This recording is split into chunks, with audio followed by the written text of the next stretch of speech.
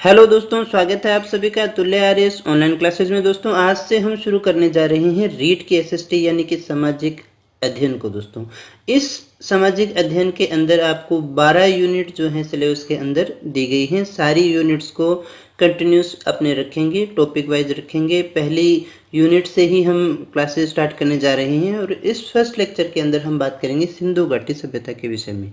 दोस्तों ये एक हिस्ट्री का टॉपिक है और हिस्ट्री के अंदर हमारे पास में पढ़ने के लिए दो चीज़ें होती हैं।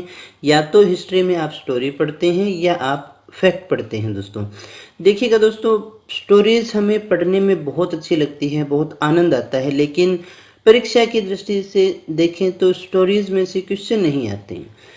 और एक और चीज़ याद रखिएगा दोस्तों, कभी भी वो चीज़ें जो हमें पढ़ने में आनंद आता है उनमें से प्रश्न कम आते हैं, जो चीज़ें पढ़ने में मुश्किल लगती है उनमें से पेपर ज़्यादा आता है। तो हिस्ट्री में जो दो चीज़ें हैं, या तो आपको फैक्ट मिलेंगे या आपको स्टोरीज मिलेगी।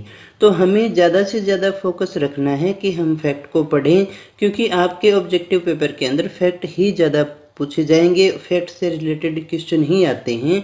यहाँ पर आपको कुछ भी छोड़ा नहीं जाएगा, सारा का सारा सिलेबस आपको पूरा करवाया जाएगा। और इसकी जो पीडीएफ है वो हमेशा की तरह आपको रेगुलर मिलती रहेंगी, जिन्हें आप हमारी ऑफिशियल वेबसाइट tulyars.in से भी ले सकते हैं और आप हमारे जो टेलीग्राम चैनल है वहाँ से भी इसको डाउनलोड कर सकते हैं। और एक अच्छी बात कि इनके जो 12 यूनिट्स के जो टेस्ट हैं वो 4 तारीख से शुरू होने जा रहे हैं। 4 मई से 15 मई तक 12 टेस्ट जो हैं फ्री ऑफ कॉस्ट रखे गए हैं, जिन्हें आप हमारी एंड्रॉयड ऐप पर जा करके दे सकते हैं। तो दोस्तों सबसे पहले हम बात करते हैं सिंधु घाटी सभ्यता के विषय में। दोस्तों तो सिंधु घाटी सभ्यता के विषय में सबसे पहला जो नाम आता है वो आता है चार्ल्स मेसन का। इन्होंने 1826 में सिंधु घाटी सभ्यता के टीलों को देखा और देखने के बाद में इन्हें ये लगा कि यहाँ कोई न कोई रहस्यमय वस्तु जरूर है। तो इन्होंने कहा कि इन टीलों के बीच जरूर कोई न कोई रहस्यमय वस्तु है जिनकी जानकारी हमें प्राप्त करनी चाहिए, जिसके बारे में अनुसंधान हमें करना चाहिए। तो ऐसा कहने वाले जो पहले व्यक्ति थे वो थे चार्ल्स मेसन। यानी हम कहें सिंधु घाटी सभ्यता से संबंधित कोई भी पहला नाम आता है तो ज्ञात नामों में से जो पहला नाम है वो चार्ल्स मेसन का आता है। उसके बाद में जो दूसरी जो घटना है वो 1856 की है। दोस्तों 1856 के अंदर जब अमृतसर से लाहौर रेलवे लाइन को बिछाने का कार्य किया जा रहा था, उस समय वहाँ पर जो दो इंजीनियर थे, जॉन बर्टन और जो विलियम बर्टन थे, उन्होंने जो हड़प्पा के टीलों की जो ईंटें थी उन ईंटों का जो प्रयोग है वो इस रेलवे लाइन को बनाते समय किया। और इस सारी चीज़ों को देख रहे थे कनिंघम, क्योंकि उन्हीं के दिशा निर्देश में ये सारा कार्य हो रहा था। तो उन्हें सोचने पर मजबूर होना पड़ा कि यहाँ इन टीलों के बीच में इतनी सारी ईंटें कहाँ से आई। और इन्होंने 1875 के अंदर 75 के अंदर इन टीलों का सर्वे किया और सर्वे करने के बाद में निष्कर्ष निकाला कि इन टीलों के नीचे कोई ना कोई शहर जरूर है, और वो ऐसा शहर है जो बहुत ज़्यादा प्राचीन है, बहुत ज़्यादा प्राचीनतम शहर है, जिसका हमें कोई ना कोई जानकारी हमें लेनी चाहिए। और उन्हीं के प्रयासों से 1904 के अंदर जो है कोलकाता में पुरातात्विक विभाग की स्थापना की गई। लॉर्ड कर्जन ने 1904 के अंदर जो है कोलकाता में पुरातात्विक विभाग की स्थापना की और इस विभाग का पहला जो डायरेक्टर जनरल था वो ए कनिंघम को ही बनाया गया, क्योंकि दोस्तों सारा काम इन्हीं के कारण हुआ था। और इसीलिए भारतीय पुरातत्व का जो जनक है वो ए कनिंघम यानी एलेक्जेंडर कनिंघम को माना जाता है। दोस्तों तो उसके बाद में देखिएगा क्या हुआ, 1920 के अंदर पुरातात्विक विभाग का निर्देशक जो है सर जॉन मार्शल को बनाया गया। इन्होंने काफ़ी काम किया था। सर जॉन मार्शल ने ही दयाराम साहनी के नेतृत्व में हड़प्पा टीलों की खुदाई करवाई। किसने करवाई? सर जॉन मार्शल ने। किसके नेतृत्व में? दयाराम साहनी के नेतृत्व में हड़प्पा टीलों की खुदाई करवाई थी। दोस्तों और सर जॉन मार्शल ने ही इस सभ्यता के लिए जो नाम दिया वो था सिंधु घाटी सभ्यता, क्योंकि ये सिंधु नदी के किनारे थी, तो इसके लिए सर जॉन मार्शल ही वो व्यक्ति थे जिन्होंने सर्वप्रथम सिंधु घाटी सभ्यता शब्द का प्रयोग किया था। तो ये क्वेश्चन आपसे पूछा जा सकता है कि सिंधु घाटी सभ्यता शब्द का जो सबसे पहले प्रयोग है वो किसने किया था। तो याद रखिएगा दोस्तों, सर जॉन मार्शल ने। वापस दोहरा देता हूँ, हमारे पास में फैक्ट ही होते हैं हिस्ट्री में याद करने के लिए, जो इम्पोर्टेंट है उनको ज़्यादा से ज़्यादा याद करें, ज़्यादा से ज़्यादा बार दोहराएं। 1921 में इस सभ्यता का उत्खनन हड़प्पा में किया गया था, इसीलिए इसे हड़प्पा सभ्यता भी कहते हैं। तो हड़प्पा सभ्यता भी इसका नाम आता है, सिंधु घाटी सभ्यता भी इसका नाम आता है। सिंधु घाटी सभ्यता हम इसलिए कहते हैं क्योंकि सिंधु नदी के किनारे थी, और हड़प्पा सभ्यता इसलिए कहते हैं क्योंकि सबसे पहले इसका उत्खनन जो है हड़प्पा में 1921 में किया गया था। तो हड़प्पा सभ्यता और सिंधु घाटी सभ्यता दोनों शब्दों का प्रयोग इसके द्वारा होता है। 1924 में इस सभ्यता की विधिवत घोषणा की गई। कब की गई थी? 1924 के अंदर। कहाँ की गई थी? लंदन साप्ताहिक जो समाचार पत्र है उसके अंदर इस सभ्यता की विधिवत जो है घोषणा की गई थी। इसके बाद में देखिएगा 1947 के बाद जो है सिंधु घाटी सभ्यता का उपयुक्त नाम जो है हड़प्पा सभ्यता रखा गया। इसे हम मुख्यतः हड़प्पा सभ्यता के नाम से जानते हैं। सबसे पहले उत्खनन हड़प्पा में किया गया, इसी कारण हम इसे हड़प्पा सभ्यता के नाम से भी जानते हैं। सिंधु घाटी सभ्यता को हम प्रथम नगरीय सभ्यता, ताम्रयुगीन सभ्यता, कांस्य युगीन सभ्यता भी कहते हैं। यहाँ से एक आधा क्वेश्चन आ जाता है, तो ध्यान रखिएगा।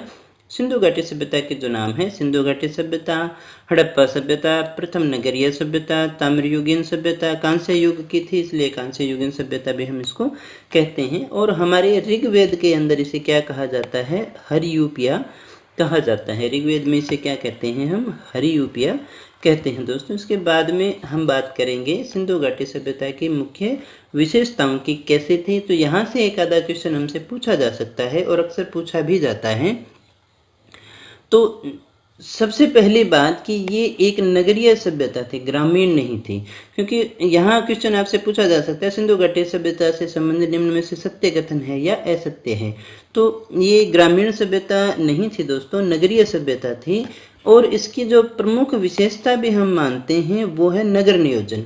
यहाँ जो नगर हुआ करता था, संपूर्ण जो नगर था वो दो भागों में हुआ करता था या दो टीलों के रूप में होता था। एक को हम पश्चिमी टीला कहते थे और एक को हम पूर्वी टीला कहते थे। यानी नगर के दो भाग थे, एक पश्चिमी भाग और एक पूर्वी भाग। लगभग आपको सिंधु घाटी सभ्यता के हर शहर के अंदर इसी प्रकार की व्यवस्था देखने को मिलती है। तो पश्चिमी भाग या पश्चिमी टीला जो है वो अपेक्षाकृत ऊंचा हुआ करता था पूर्वी टीले के बजाय। और पश्चिमी जो टीला था वो एक प्रकार का किलेबंद दुर्ग ही हुआ करता था। और यहाँ कौन रहते थे? तो यहाँ प्रशासक और सभ्रांत यानी जो बड़े लोग हैं, प्रशासनिक अधिकारी हैं, जो इस पश्चिमी टीले के अंदर या पश्चिमी भाग में रहा करते थे। पूर्वी भाग या पूर्वी टीले की हम बात करें तो पूर्वी टीला जो है अपेक्षाकृत पश्चिमी टीले के बजाय नीचा था। और यहाँ पर रिहायशी जो बस्तियाँ थी वो यहाँ थी, यानी आम लोग जो हैं वो यहीं रहा करते थे। पूर्वी टीले के अंदर जो है सामान्य लोग रहा करते थे। हाँ, बस लोथल एक इसका अपवाद माना जाता है, जिसका अध्ययन हम आगे भी करने वाले हैं। लोथल भी एक बहुत इंपॉर्टेंट सभ्यता है हमारी। और इस सभ्यता की एक और मुख्य विशेषता है ग्रिड शैली में इसकी बनावट। इस प्रकार से जो ग्रिड हुआ करती है, ग्रिड के अंदर इस शहर की बसावट है। लगभग आपको सिंधु सभ्यता के शहरों में ऐसी विशेषताएं मिलती हैं। तो हम कॉमन जो विशेषताएं हैं हम उनकी बात कर रहे हैं। एक और जो इसकी मुख्य विशेषता है वो जल निकासी की, नालियों की जो व्यवस्था थी वो बहुत ही शानदार व्यवस्था थी। लगभग आधुनिक नगरों की तरह ही हमें वहाँ देखने को मिलती है। यहाँ देखिए, भवन निर्माण के अंदर मानकीकृत ईंटों का प्रयोग किया जाता था। एक उनका फिक्स पैटर्न हुआ करता था, मानक ईंटें थी, उनका साइज एक मानक साइज माना गया था, उन ईंटों का प्रयोग किया गया था। जबकि छतों के लिए अधिकतर जो है लकड़ी का ही प्रयोग हुआ था। और ये ऐसा आपको हर सिंधु घाटी सभ्यता के अंदर देखने को मिलता है। और देखिएगा यहाँ पर हमें मिलते हैं वृद्ध अन्नागार मिलेंगे, आपको सार्वजनिक स्नानागार मिलते हैं, मिट्टी के बर्तन आपको हर सभ्यता में देखने को मिल जाएंगे, एक सीध में बने हुए मकान आदि इसकी मुख्य जो विशेषता है जो इसके नगर नियोजन को दर्शाती है दोस्तों। इसके बाद में हम बात करें सिंधु सभ्यता के विस्तार से संबंधित। सिंधु घाटी सभ्यता की सीमा का जो सबसे पहले जो निर्धारण करने का कार्य किया था वो किया था S.R. राव ने। तो सिंधु घाटी सभ्यता के सबसे पहले जो सीमा का जो निर्धारण किया वो S.R. राव ने किया। दोस्तों 20वीं शताब्दी का तीसरा जो दशक है वो भारतीय इतिहास में विशेष महत्व रखता है, क्योंकि सिंधु घाटी सभ्यता की जो जानकारी है हमें इसी शताब्दी में देखने को मिलती है। बहुत सारी मोहरें भी यहाँ से मिली, बहुत सारे अभिलेख भी हमें यहाँ से मिले। और सिंधु सभ्यता के विस्तार की बात करें तो आप मानचित्र में देख सकते हैं, ये हड़प्पा रह गया, कालीबंगा रह गई, रोपड़ रह गया, आलमगीरपुर रह गया, सिंधु नदी रह गई हमारी। देखो आप इसी के आसपास ही है सारा कुछ। मोहनजोदड़ो रह गया, ये सभ्यता का सारा फैलाव रह गया। लोथल जो कि डॉकयार्ड के लिए सबसे ज़्यादा फेमस रह गया। तो आप देख सकते हैं सिंधु सभ्यता के ही आसपास था ये, इसलिए हम इसे सिंधु सभ्यता भी कहते हैं। इसका जो विस्तार है मांडा, उत्तर में मांडा नामक स्थान पर चिनाब नदी जो है वहाँ से लेकर के दक्षिण के अंदर दैमाबाद जो कि महाराष्ट्र में है, नर्मदा नदी पर स्थित है, यहाँ तक जो है 1100 किलोमीटर की जो है लंबाई में है। और पूर्व से पश्चिम की बात करें तो आलमगीरपुर जो कि मेरठ यूपी में है, यहाँ से जो हिंडन नदी है यहाँ से शुरू होता है, और सुत कागेंडोर जो कि बलूचिस्तान पाकिस्तान में है, दास्त नदी के किनारे हैं। तो यहाँ तक ये 1600 किलोमीटर के अंदर ये विस्तृत है। दोस्तों ये इसका विस्तार है।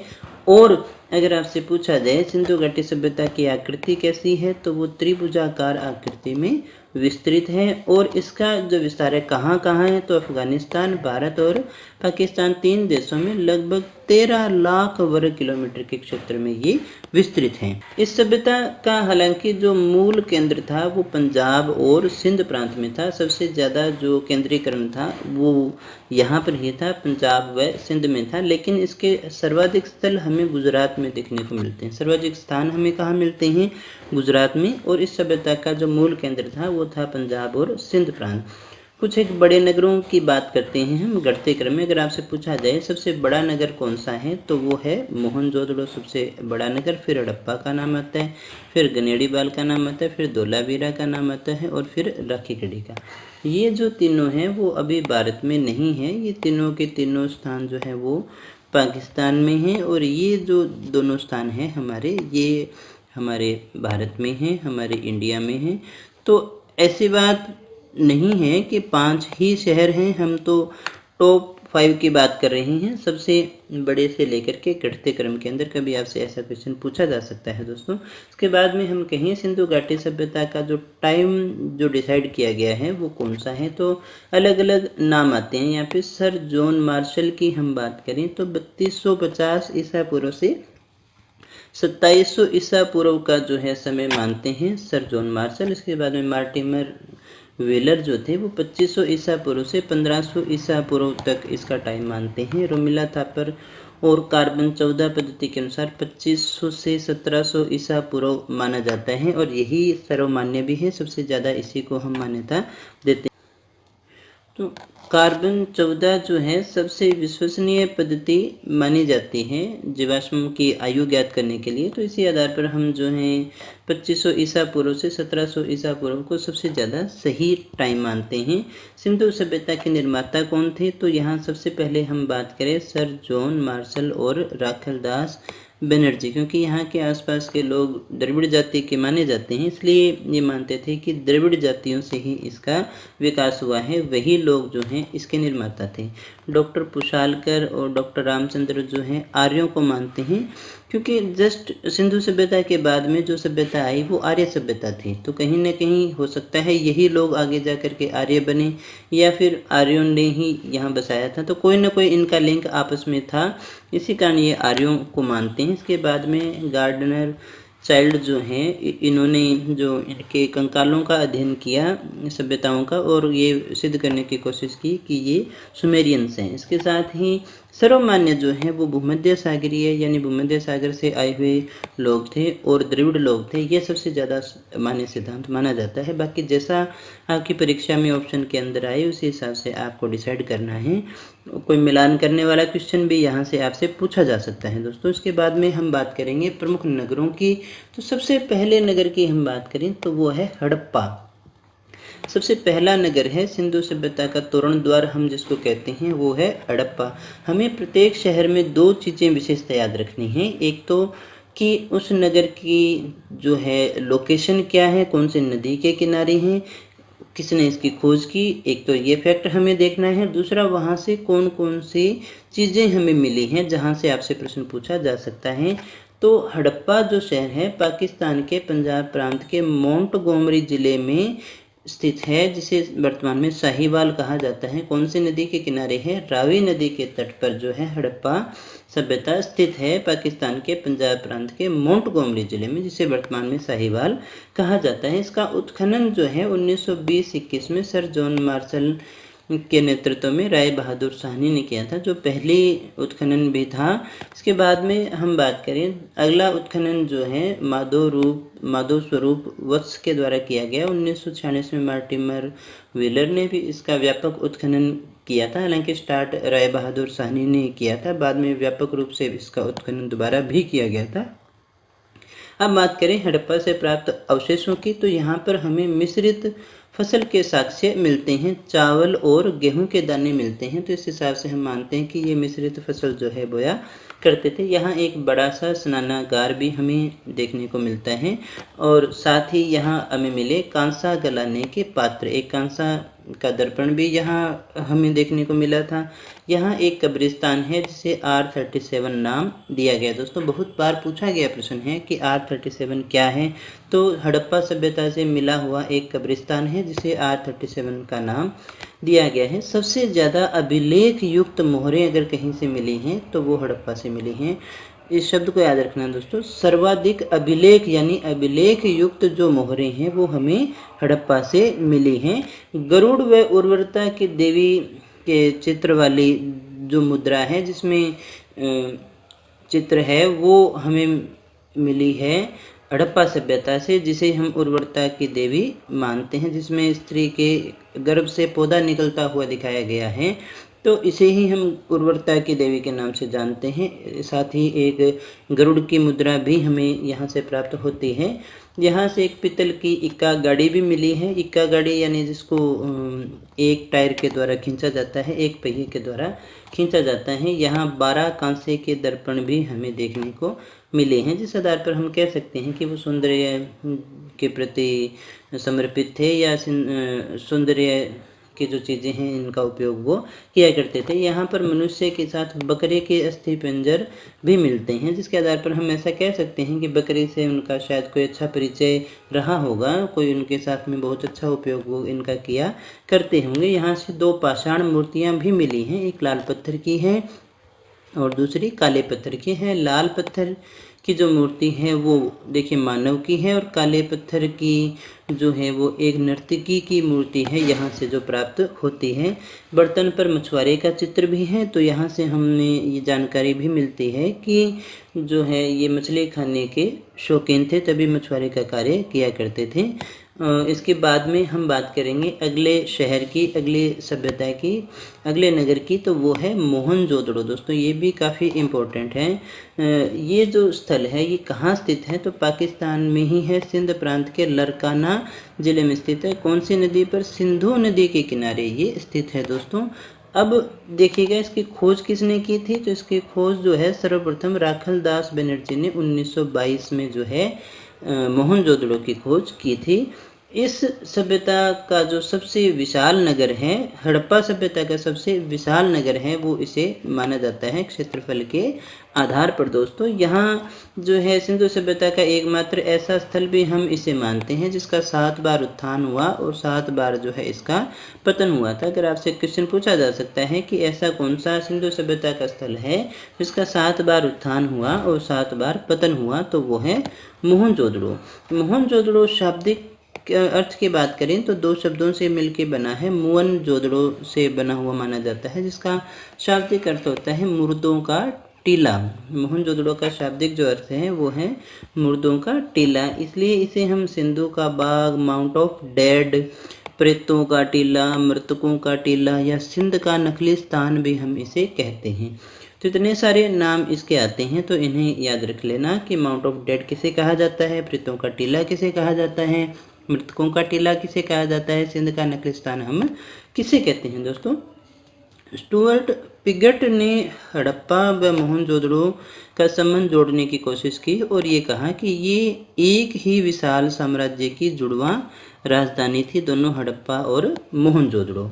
इसके बाद में देखिएगा, मोहनजोदड़ो में जो है विशाल अन्नागार मिले हैं। ये ऐसे अन्नागार हैं जो मिस्र और मेसोपोटामिया की सभ्यता से भी हमें प्राप्त होते हैं, यानी ऐसा मान लें कि वहाँ से और यहाँ से इनका कोई ना कोई कनेक्शन जो है वो आपस में ज़रूर था। यहाँ पर मिले जो वृद्ध स्नानागार हैं उनके लिए सर जॉन मार्शल कहते हैं कि तत्कालीन विश्व का एक आश्चर्यजनक निर्माण है, क्योंकि वास्तव में बहुत बड़े और आधुनिक रूप से इनको तैयार किया गया है। तो इनको देख करके आश्चर्य ही होता है कि तत्कालीन विश्व के अंदर ये एक बहुत बड़ा कार्य था। डॉक्टर डी कौशाम्बी जो है कि इनकी तुलना पुष्कर और कमलताल से करते हैं। ये क्वेश्चन भी आपसे पूछा जा सकता है कि पुष्कर व कमलताल की तुलना जो है डी कौशाम्बी ने किससे की है, तो मोहनजोदड़ो के जो स्नानागार हैं उनके साथ में तुलना की गई है। यहाँ से हमें एक कांस्य की नृत्य रत्नारी की मूर्ति प्राप्त होती है, जिसे हम नर्तिका मानते हैं। यहाँ से एक पुजारी या योगी बाबा की मूर्ति भी प्राप्त होती है। साथ ही उसके साथ में जो है हाथी, गेंडा और सांड की मूर्तियाँ भी मिली है। हाथी, गेंडा और सांड की मूर्तियाँ भी योगी बाबा के साथ में हमें मिली हैं। चांदी के बर्तन में तांबे के उपकरण को लपेटे हुए एक सूती कपड़ा भी मिला है, यानी सूती कपड़े से भी वो परिचित थे, तांबे से भी थे। और चांदी के बर्तन के अंदर मिला है तो परिचय हम मान ही लेते हैं, तो सूती कपड़े से भी ये परिचित थे। पशुपतिनाथ की जो सर्वाधिक मुद्राएं हैं वो हमें यहीं से प्राप्त होती हैं। योगी बाबा को भी इसी रूप में भी देखा जाता है। तो पशुपतिनाथ की जो है, पशु इनके पास में थे ही थे। पशुपतिनाथ की जो मुद्राएं हैं, सर्वाधिक मुद्राएं हमें यहीं से प्राप्त होती है। सीप का एक स्केल यानी पैमाना भी यहाँ से मिला है। सभा भवन, या तो कोई महाविद्यालय रहा होगा या कोई सभा भवन रहा होगा, इस प्रकार के अवशेष भी जो हैं हमें यहाँ से प्राप्त होते हैं। यहाँ के कंकालों से हमें मलेरिया के साक्ष्य भी मिलते हैं। यहाँ के कंकालों का जब अध्ययन किया तो ये पाया गया कि संभवतः उस समय यहाँ पर मलेरिया भी हुआ करता था। एक विशेष बात जो है, यहाँ से कब्रिस्तान के साक्ष्य हमें नहीं मिलते हैं। अब हो सकता है ये मतलब कि जो मुर्दे हैं उन्हें नहीं दफनाते थे, तो यही इसका तात्पर्य आता है कि कब्रिस्तान के साक्ष्य यहाँ नहीं मिले हैं, यहाँ पर हमें कब्रिस्तान देखने को नहीं मिले हैं। इसके बाद में हम मुख्य बात करेंगे लोथल की। लोथल बहुत इम्पोर्टेंट है दोस्तों। यह कहाँ है, तो गुजरात के अहमदाबाद ज़िले में भोगवा नदी के किनारे ये स्थित है। कहाँ है, गुजरात में अहमदाबाद ज़िले के अंदर भोगवा नदी के किनारे स्थित है लोथल। और इसकी जो खोज है वो 1957 के अंदर SR राव ने की थी। किसने की थी, SR राव ने की थी। दोस्तों, यहाँ जो सबसे महत्वपूर्ण चीज़ मिली है वो बंदरगाह है, जहाज़ों की गोदी या डॉकयार्ड मिला है, जो विश्व का प्राचीनतम गोदीवाड़ा है। इससे सिद्ध होता है कि सिंधु सभ्यता का जो है विदेशों के साथ में व्यापार था। बंदरगाह है तो सामान्य सी बात है, मछली पकड़ने के लिए तो नहीं रखते थे, जरूर कोई विदेशों से माल आता था और यहाँ से विदेशों में कोई ना कोई माल भी जाया करता था। SR राव इसे क्या कहते हैं, लघु हड़प्पा या लघु मोहनजोदड़ो के नाम से भी जाना जाता है। SR राव इसे लघु हड़प्पा या लघु मोहनजोदड़ो भी कहते हैं। तो लघु मोहनजोदड़ो या हड़प्पा किसे कहा जाता है, तो लोथल को कहा जाता है। यहाँ से हमें और क्या मिला, यहाँ से हमें मिला धान की भूसी और बाजरे के अवशेष हमें यहाँ से प्राप्त होते हैं। यहाँ से देखिएगा विदेशी मुद्रा भी मिली है, फारस और ईरान की मुद्रा और मिट्टी की मम्मी।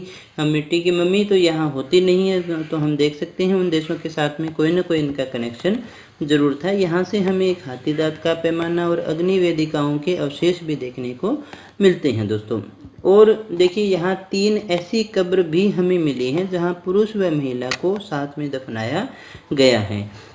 मृत भांड जो मिट्टी के जो बर्तन मिले हैं उनके ऊपर कौवा और लोमड़ी के चित्र मिलते हैं, जहाँ हम मान लेते हैं कि ये कहीं न कहीं पंचतंत्र की कहानी के कोई न कोई पात्र है। साथ ही साथ आटा पीसने की चक्की के एकमात्र जो उदाहरण हैं वो हमें लोथल से ही प्राप्त होते हैं दोस्तों। इसके बाद में यहाँ से जो मकान हमें मिले हैं वो अन्य स्थलों के थोड़े से विपरीत है, इसीलिए अपवाद भी कहा था हमने इनको। ये मुख्य सड़क की ओर खुलते हैं, जबकि बाकियों के मुख्य सड़क की ओर द्वार घरों के नहीं खुलते थे, यहाँ पर खुलते हैं। इसके बाद में हम बात करेंगे अगली जो सभ्यता है, अगला जो नगर है वो है सुरकोटड़ा। सुरकोटड़ा गुजरात के कच्छ के रण में स्थित है। कहाँ है सुरकोटड़ा? तो देखिए गुजरात के अंदर है। इसकी खोज जो की थी वो जगपति जोशी ने की थी। यहाँ सन वगैरह याद रखने की आवश्यकता हमें नहीं है। यहाँ जो चीज़ें मिली हैं वहाँ सबसे इम्पोर्टेंट है घोड़े की अस्थियाँ, क्योंकि ये एकमात्र स्थल है जहाँ से हमें घोड़े की अस्थियाँ प्राप्त होती हैं। विशेष कब्र हमें यहाँ से प्राप्त हुई जिसमें कलश समाधान के साक्ष्य भी हमें प्राप्त होते हैं। अगला जो सभ्यता स्थल है वो है धोलावीरा। धोलावीरा, धोला मतलब सफ़ेद, मतलब यहाँ शाब्दिक रूप से देखें तो धोलावीरा का अर्थ होता है सफ़ेद कुआं। तो गुजरात में ही है ये। कच्छ जिले की बचाऊ तहसील में मानसर व मानहर नदियों के मध्य ये स्थित है दोस्तों। इसकी जो खोज है 1967 से 68 में जगपति जोशी ने ही की थी, और व्यापक उत्खनन जो है 1990-91 में रविंद्र सिंह बिष्ट के द्वारा किया गया था दोस्तों। धोलावीरा का शाब्दिक अर्थ क्या होता है? सफ़ेद कुआं। ये भी सिंधु सभ्यता का एक विशाल नगर माना जाता है। यहाँ से हमें क्या मिला है? विशाल स्टेडियम के प्रमाण। देखिएगा खेल हुआ करते थे तभी तो स्टेडियम है। तालाब के प्रमाण मिले हैं। श्वेत पाषाण स्तंभ भी मिला है। हड़प्पा सभ्यता का सबसे लंबा देखो 10 अक्षरों वाला जो लेख है यानी साइन बोर्ड जो है वो भी हमें यहीं से प्राप्त होता है। इसमें नगर के 3 भाग हमें मिलते हैं। सब जगह 2 भाग थे लेकिन यहाँ पर हमें 3 भाग देखने को मिलते हैं दोस्तों। इसके बाद में हम बात करें बनवाली, जो कि हरियाणा के हिसार जिले में सरस्वती या घग्गर नदी के किनारे पर स्थित है। इसकी खोज व उत्खनन का जो कार्य है रविंद्र सिंह बिष्ट के द्वारा किया गया था 1973 और 74 के अंदर। यहाँ से जो है हमें प्राप्त होता है सर्वोत्तम किस्म के जो के प्रमाण हमें प्राप्त होते हैं। मिट्टी के वर्तमान हल के प्रमाण जो हैं हमें यहाँ से प्राप्त होते हैं। जैसा हल वर्तमान में होता है वैसे खिलौने के रूप में हमें यहाँ से प्राप्त होते हैं। यहाँ जो है समृद्धशाली व्यक्तियों के मकान के प्रमाण हमें मिले हैं।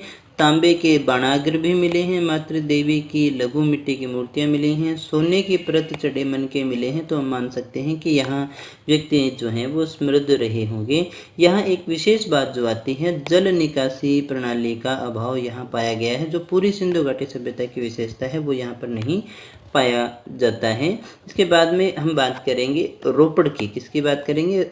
रोपड़ की, जो वर्तमान में रूपनगर के नाम से जाना जाता है, पंजाब में है। यह सतलज नदी के किनारे पर स्थित है दोस्तों। इसकी खोज जो है 1950 के अंदर बीबी लाल ने की थी, और 1955-56 के अंदर हम बात करें तो यज्ञदत्त शर्मा ने इसकी खुदाई की थी। स्वतंत्रता प्राप्ति के बाद किया गया ये पहला उत्खनन है दोस्तों, इसलिए काफ़ी ज़्यादा इम्पोर्टेंट है, क्योंकि जैसे ही भारत आज़ाद हुआ तो मुख्य सभ्यता स्थल जो है वो पाकिस्तान के पास में रह गए, और स्वाभाविक सा प्रश्न था, पाकिस्तान तो यही कहेगा कि तुम्हारे पास क्या है।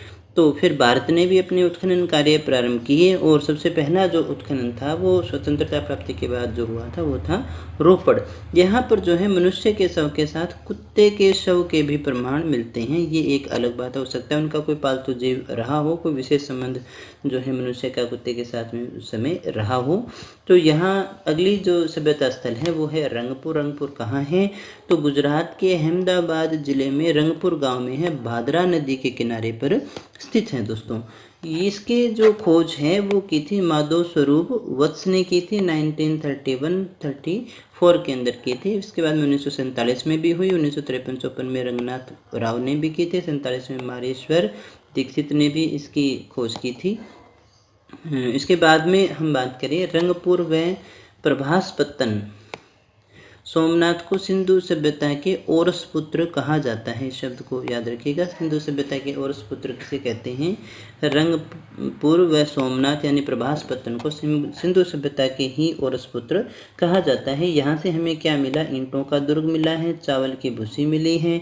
यहाँ से हमें कोई मुद्रा प्राप्त नहीं होती है और यहाँ से हमें कोई भी मात्र देवी की मूर्ति भी हमें यहाँ से प्राप्त नहीं होती है दोस्तों। इसके बाद में हम बात करेंगे सुत कागेडोर। हमने प्रारंभ में इसकी बात की थी। सुत कागेडोर कहाँ है? पाकिस्तान में है, पाकिस्तान के बलूचिस्तान में दाश्क नदी के किनारे पर स्थित है। इसकी खोज जो है 1931 में ओरेल स्टाइन ने की थी और उत्खनन जो है 1962 के अंदर जॉर्ज ने किया था। और ताम्र निर्मित बाणाग्र ब्लेड के टुकड़े यहाँ से प्राप्त होते हैं और मिट्टी की चूड़ियाँ भी हमें यहाँ से मिलती हैं दोस्तों। इसके बाद में हम बात करेंगे कोट तीजी की।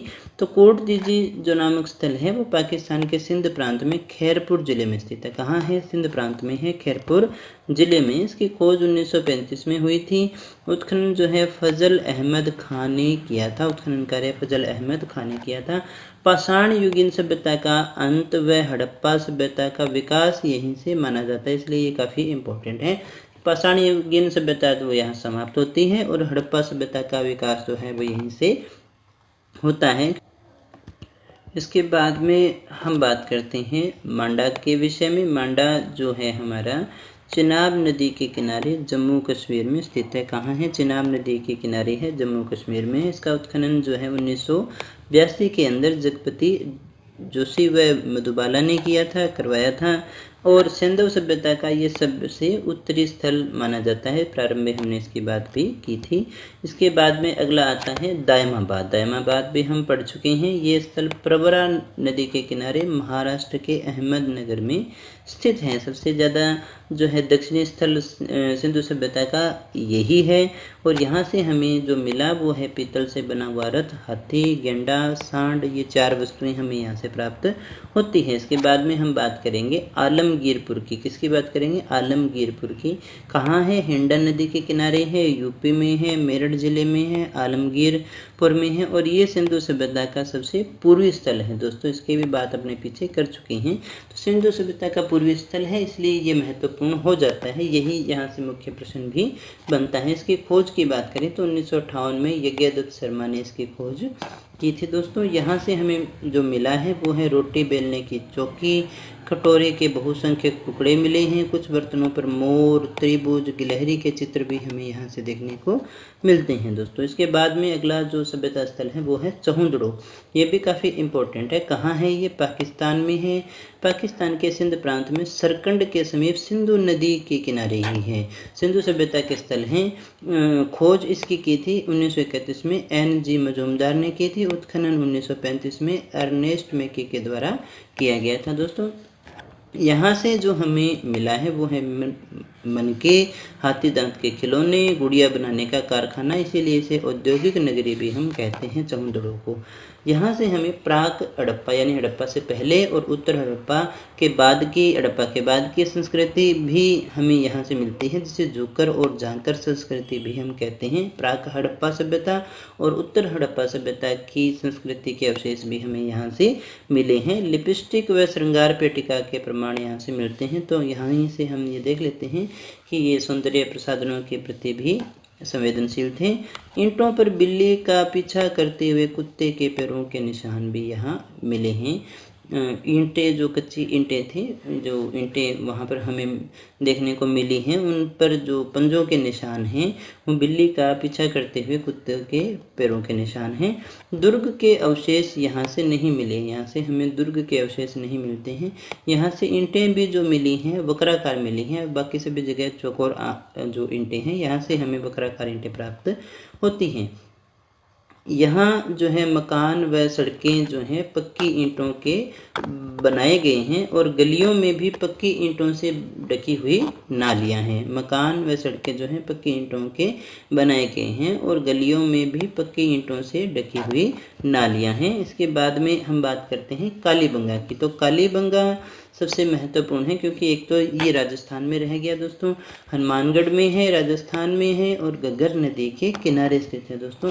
इसकी जो खोज है 1951-52 के अंदर, कई जगह 1953 भी आता है, जो ऑप्शन में हो उस हिसाब से उसको देख लेना, अमलानंद घोष ने की थी। और खनन का जो कार्य है 1961 से 1969 तक ब्रजवासी लाल यानी बीबी लाल और बीके थापर, बालकृष्ण थापर ने किया था दोस्तों। इसका शाब्दिक अर्थ होता है काले रंग की चूड़ियाँ। तो यहाँ से पूर्व सिंधु सभ्यता और सिंधु सभ्यता, प्राक सिंधु सभ्यता, पूर्व सिंधु सभ्यता और सिंधु सभ्यता के अवशेष जो हैं वो हमें यहाँ से प्राप्त होते हैं। स्वतंत्रता के बाद खोजा गया ये पहला स्थल है। स्वतंत्रता के बाद देखिए, ध्यान देना, खोजा गया तो पहला स्थल ये है, लेकिन उत्खनन सबसे पहले कहाँ हुआ था, पीछे हमने बात की थी, रोपड़ में हुआ था। ढूंढा तो इसको गया था, लेकिन उत्खनन जो कार्य है वो रोपड़ में शुरू हो गया था दोस्तों।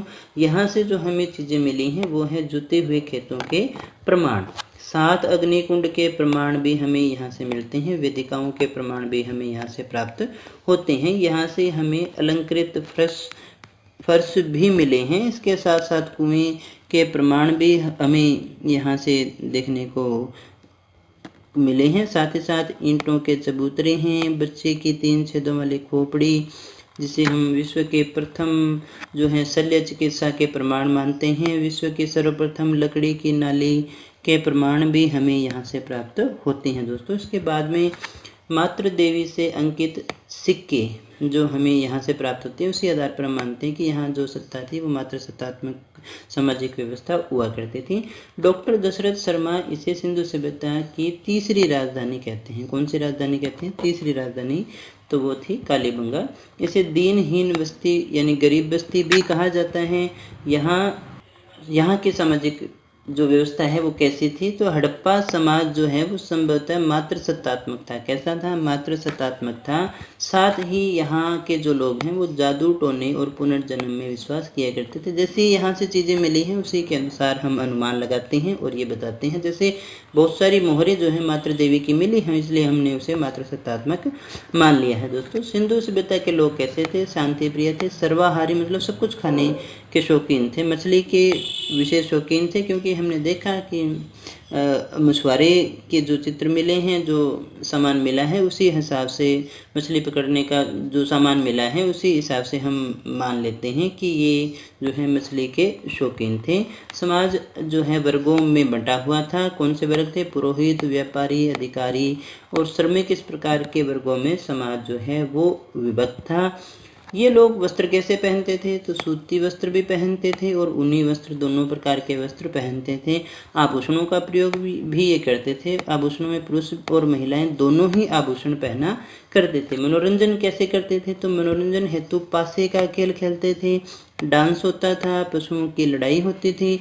इस प्रकार के साधनों का ये प्रयोग किया करते थे। विशेषतः ये इंडोर गेम्स भी खेलते थे और इंडोर गेम के अंदर जो है इनका मुख्य खेल हुआ करता था शतरंज। शतरंज ये काफ़ी खेलते थे दोस्तों। सिंधु सभ्यता की लिपि कैसी थी? तो सिंधु सभ्यता की लिपि जो थी वो भाव चित्रात्मक थी, जिसे अभी तक पढ़ा नहीं जा सका है दोस्तों। सिंधु सभ्यता में अगर हम कहें सामाजिक या राजनीतिक व्यवस्था कैसी थी, तो वो जनतंत्र प्रणाली मानी जाती है। लोकतंत्र वहाँ पर हुआ करता था, जनतंत्र प्रणाली थी।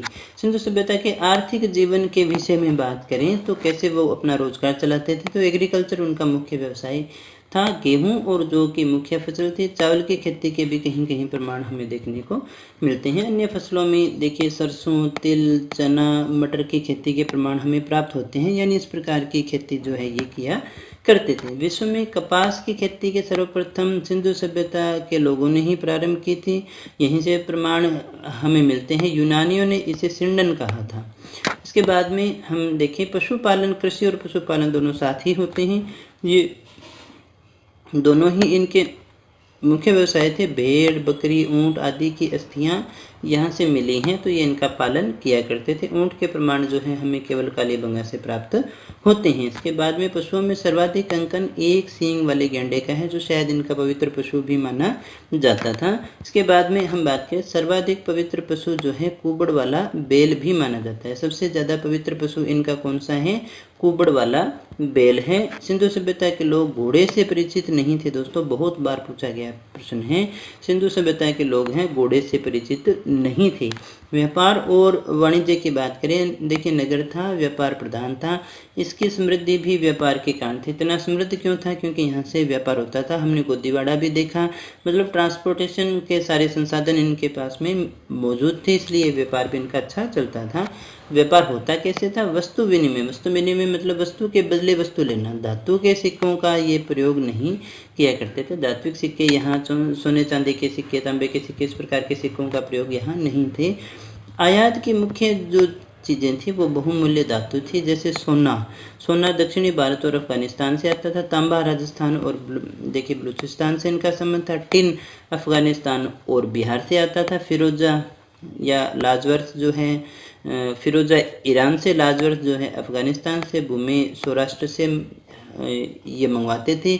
निर्यात की वस्तुएं जो हैं उनके अंदर गेहूँ, जौ, मटर, तिलहन, कृषि उत्पाद, कपास की वस्तुएं, मिट्टी के बर्तन, हाथी के दांत की चीज़ें, कोलेनियन व मन के, ये इन चीज़ों का वो क्या करते थे? निर्यात करते थे और धातुएं ये वहाँ से मंगवाते थे। सिंधु सभ्यता तथा सुमेरिया सभ्यता के बीच में व्यापारिक संबंध थे। यहाँ से मिली हुई सामग्री के हिसाब से हम ऐसा अंदाज़ा लगाते हैं। मेसोपोटामिया में कई सिंधु मोहरों की प्राप्ति और हड़प्पा वासियों द्वारा सुमेरियों की नकल पर श्रृंगार प्रसाधन की सामग्रियों के प्रयोग से पता चलता है कि दोनों का आपस में कोई ना कोई संबंध था, आपस में आना जाना था। इसके बाद में हम बात करें सिंधु सभ्यता की धार्मिक व्यवस्था की। समय भी धर्म थे तो किस प्रकार के थे? यहाँ से मिले अवशेषों से प्राप्त होता है कि देवियों की पूजा यहाँ पर अधिक हुआ करती थी। देवताओं में आदि शिव की पूजा हुआ करती थी। देवियों में जो है मातृ देवी भी थी और देवताओं में जो है आदि शिव की पूजा हुआ करती थी। इसके अलावा प्रकृति के अंदर नाग, पीपल, कबूतर, बतख, स्वास्तिक और जल की पूजा भी ये किया करते थे दोस्तों। इसके पश्चात देखिए 14 मूर्तियों के प्रमाण यहाँ से हमें मिलते हैं, 12 मोहनजोदड़ो से और 2 हड़प्पा से।